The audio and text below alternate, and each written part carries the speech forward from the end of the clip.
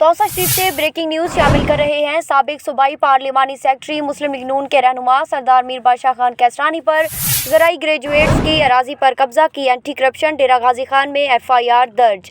आपको बताते चलें, साबिक MPA सरदार मीर बादशाह खान कैसरानी पर ज़राई ग्रेजुएट्स की अराजी पर कब्जा की एंटी करप्शन डेरा गाजी खान में FIR दर्ज कर ली गई है।